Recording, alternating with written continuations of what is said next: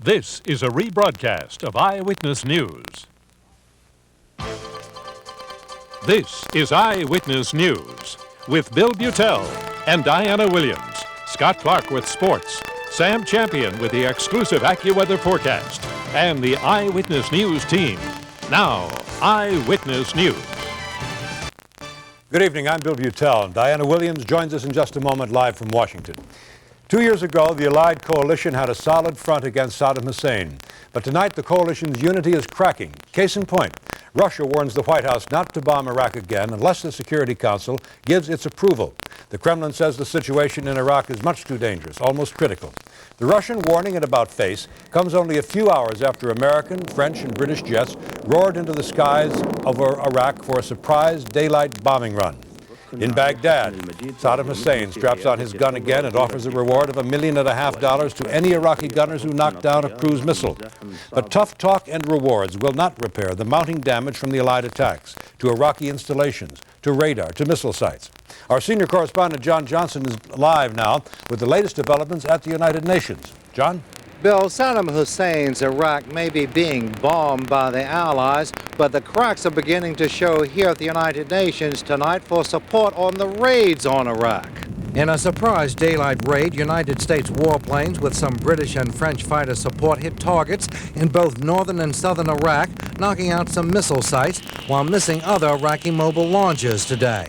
The U.S.-led allies have attacked Iraq 3 times in 6 days over Saddam Hussein's increasing defiance to the no-fly zones and to the United Nations weapons inspections. U.S. pilots taking part in today's raids expressed some regret 2 years after the Gulf War was over, having to do it all over again. It's not a vacation. I mean, it's something that I'd rather not have to do here, but it doesn't bother me coming back to do it. I wish that we'd been able to get everything taken care of the first time. Iraq claims today's attack killed 21 Iraqis while blaming yesterday's United States Tomahawk cruise missile attacks for hitting 2 civilian areas, including the Al Rashid Hotel, where 3 people were reportedly killed and 30 others wounded in what was supposed to be an attack on an Iraqi industrial complex that was at one time part of Iraq's nuclear weapons program. Despite the Pentagon admitting that the Tomahawk, hit by Iraqi anti-aircraft fire, crashed into the hotel, returning from Camp David today, President Bush praised the raid on Iraq. We did the right thing, and I again thank our new president for his strong support. Let's just hope that the message has been delivered loud and clear. President-elect Clinton today also endorsed the Bush strategy against Saddam Hussein. He must understand that America's resolve during this transition period will not waver. Today, the Russian government criticized the bombings without explicit approval of the UN Security Council.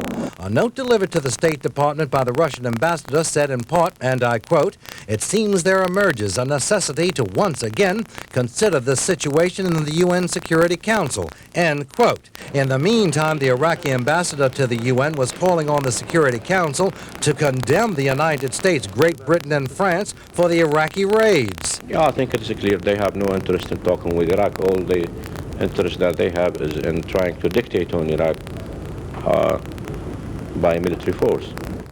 No matter how clear United States policy has been, the Iraqi UN ambassador insists American policy will change toward Iraq in the next 36 hours or so when Bill Clinton becomes president. In the meantime, the United Nations Security Council will meet tomorrow in closed-door session on Iraq. Reporting live from the United Nations, I'm John Johnson, Channel 7, Eyewitness News. Thank you, John. Saddam Hussein's dangerous sandstorm in Arabia casts a cloud over Washington, D.C. tonight, but it's not big enough or dark enough to dim the brightness of the moment that's coming. That is to say, Bill Clinton's inauguration. It's a party, it's high drama, it's emotional, it's funny. In the nation's capital, it's the story. Diana Williams is there. Diana, good evening again. Good evening to you, Bill. And you're right, it is all of that. And what a night here in Washington. We saw a lot of people this evening dressed up in all of their finery. They're out enjoying all of the pre-inaugural parties this evening. That is, if they have a ticket. And not far from here in Landover, Maryland, they held the dress rehearsal for tomorrow night's presidential gala. There, you not only had to have a ticket to get inside, but you also had to donate a can of food for the hungry or for the homeless. And those who did manage to get inside got a chance to see the stars shine. It's only a preview to the big presidential gala tomorrow night, but for many it was just as good as the real thing. 17,000 lucky people got lottery tickets for a peek at the stars who will perform tomorrow night for the Clintons. While the stars performed, the Clintons headed out to make an appearance at several of the pre-inaugural parties. All around town, people were decked out in black tie and sequins. And I want you to know, come Wednesday afternoon, we're going to work for you, and we're going to do our best to make all this effort you expended be worthwhile. Perhaps the biggest party in town is right here at the Washington Convention Center, and among the who's who on the guest list, Mayor Dinkins and New Jersey's Governor Florio. We never saw them, though, because no ticket, no admission, no matter who you are. Are you going to this party here at the Washington Convention Center? No, you weren't invited? Either. I'm with you. I'm getting into one event here. It's MTV. They might not even let me in. Tonight's celebrations topped off a busy day for the president-elect. Most memorable, an emotional reunion at the Faces of Hope luncheon. Familiar hugs greeted the president-elect from the 50 people who he says inspired him during the campaign. I will make my mistakes, but I also want you to know that every day I'll remember you, and I'll remember who sent us here. Peter Madonia, a baker from the Bronx, was there. He shared some laughs with Hillary when she visited his bakery. His advice to the president was to always level with the voters. I just asked them to please not underestimate the American public. We're smarter than you think we are. We're tougher than you think we are. Earlier in the day, the Clintons and the Gores joined in the singing at a service honoring Martin Luther King at Howard University. And Clinton was serenaded at his alma mater, Georgetown University. He worked the crowd, shaking hands and signing autographs, and later delivered a serious message on the limitations of government and his reliance on the country's youth. You can do better than we have done in healing the racial and other wounds of this country and pulling this country together. And we have one other party note for you here. The hottest ticket in town tonight is at a party, a bash at a well-known Washington restaurant, and it is being hosted by Clinton's former campaign manager, James Carville. President-elect Clinton's communications director, George Stephanopoulos, is also here in town, and he has a unique New York connection because his parents are from Manhattan. This week they are here in Washington, and as Andy Field found, they got a number of celebrity surprises tonight. You've done such a good job with your son. It looked like Henry Winkler seemed as thrilled to meet George Stephanopoulos' parents as they were to meet him. Nicky and father Robert Stephanopoulos raised their son in New York. George helped engineer Clinton's stunning comeback primary victories. Now they're just anxious to see him again. We're thrilled. In fact, I saw him as we left New York this morning on Good Morning America, so I haven't seen him yet in person. While their new celebrity friends met the people who run Washington, Mrs. and Reverend Stephanopoulos met an old friend from Rye, New York. George's dad says the family may have to put up with his spotlight longer than he thought. We lose him for 8 years, not 4 years. 8 years. You're very optimistic. We're very optimistic. Their optimism is infectious.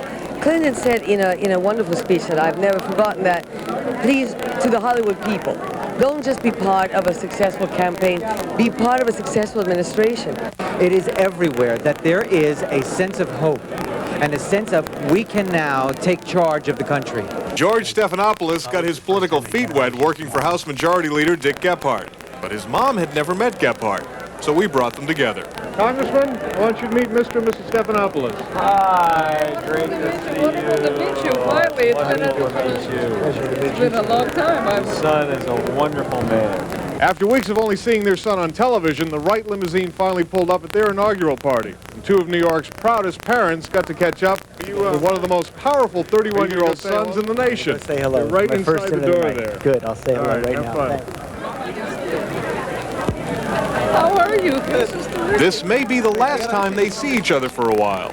Son George must now go back and work on the new president's inauguration speech. In Washington, Andy Field, Channel 7 Eyewitness News. Now, we understand that there were about 10,000 invitations for all the parties around town tonight at $1,500 a pop. And the Clintons, we are told, made 4 separate stops this evening. And, of course, they have a very busy schedule tomorrow. And we'll be back a little bit later on to tell you about that. We're live in Washington. I'm Diana Williams, Channel 7 Eyewitness News. Thank you, Diana.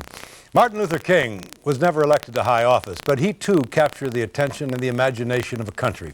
And tonight, people all over his country are observing his birthday. At New York's Sheraton Hotel, a star-filled night for the annual Martin Luther Awards ceremony. This year, the Congress of Racial Equality gave the award to the actor Robert De Niro.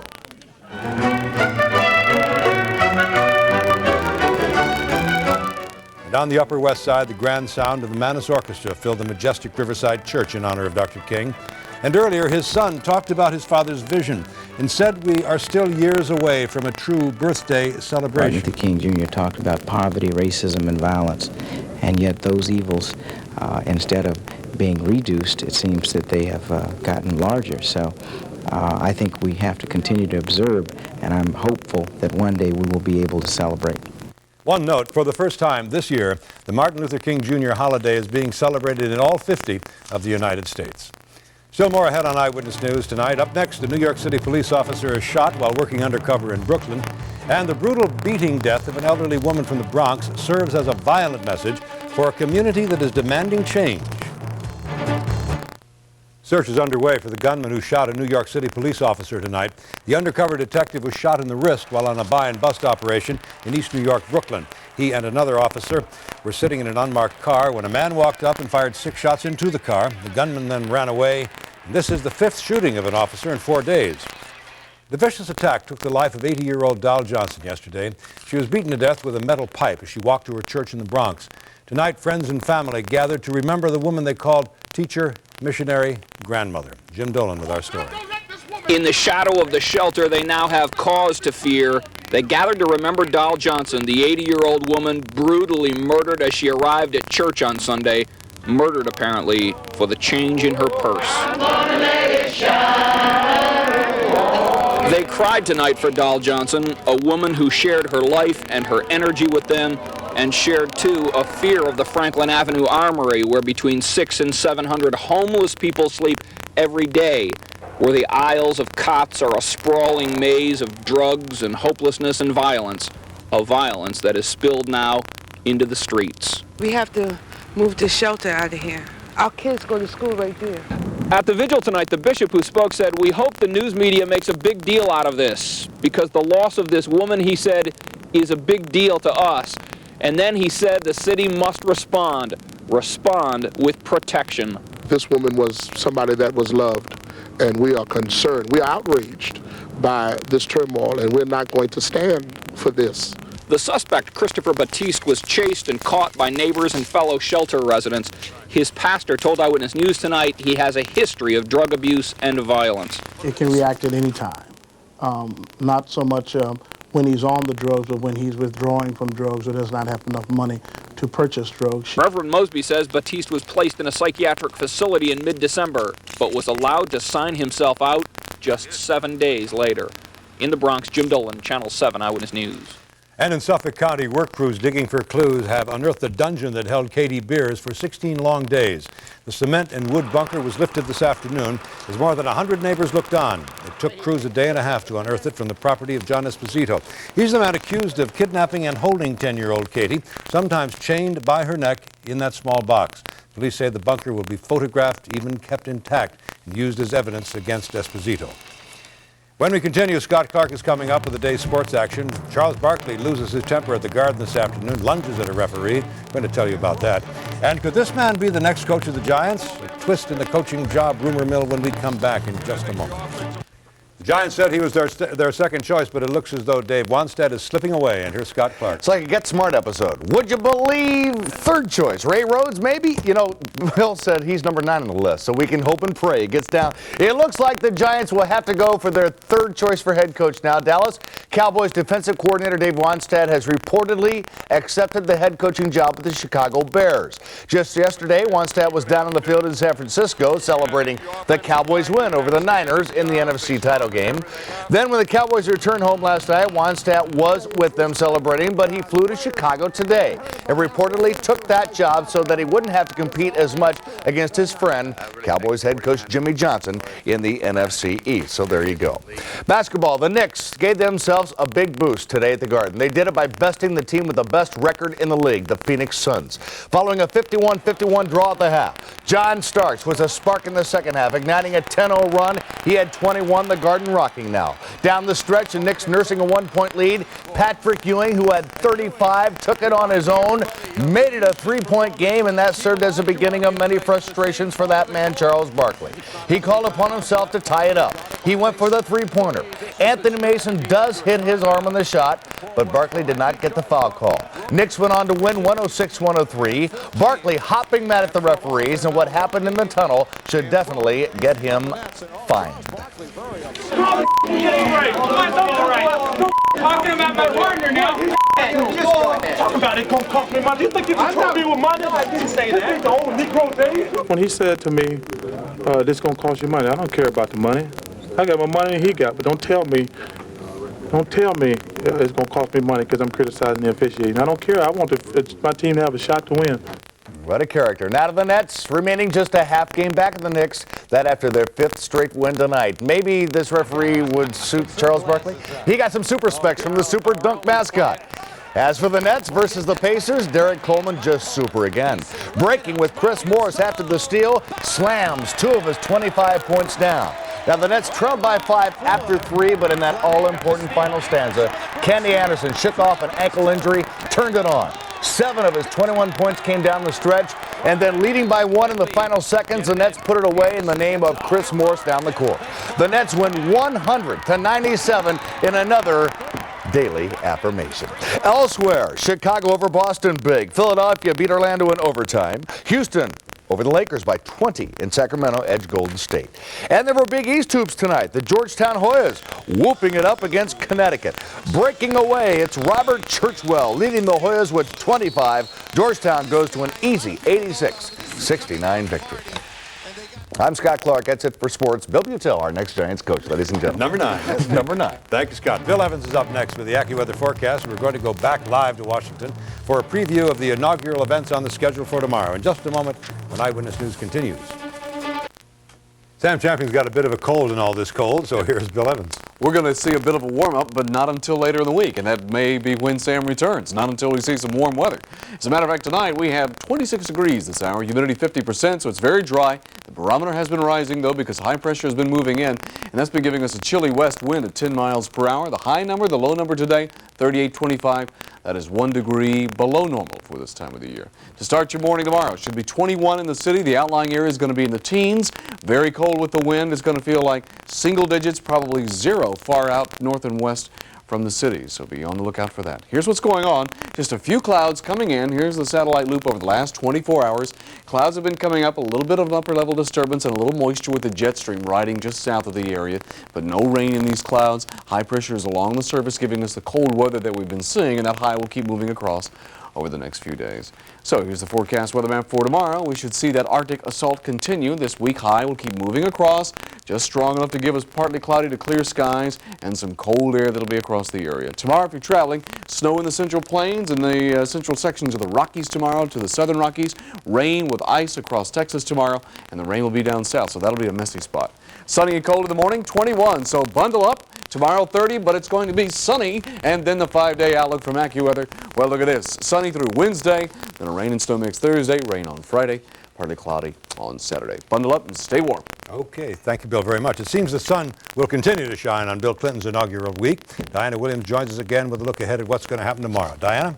Thank you, Bill. And a little more than 36 hours from now, President-elect Clinton will take the oath of office. Between now and then, a busy schedule of events. Tomorrow, a salute to children at the Kennedy Center, followed by a salute to youth at the Kennedy Center, and tomorrow night's presidential gala at the Capitol Center. We are told that Big Bird and Barney will be the big celebrities in town tomorrow. We'll be covering it all for you. We're live here in Washington. I'm Diana Williams, Channel 7 Eyewitness News. Back to you, Bill. Thank you, Diane. And finally, Bill Clinton's inauguration is pretty important for all of us because there's a very good chance he will be our president for 4 and maybe 8 years. We and he can learn something about inaugurations and presidents by listening to other men who have been there.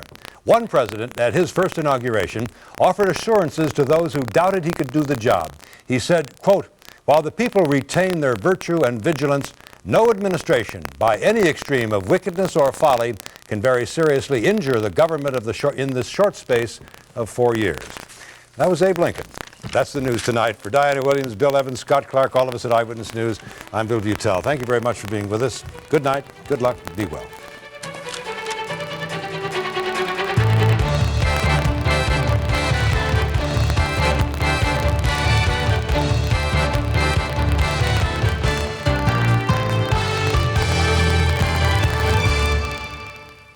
The preceding edition of Eyewitness News was recorded for rebroadcast at this time.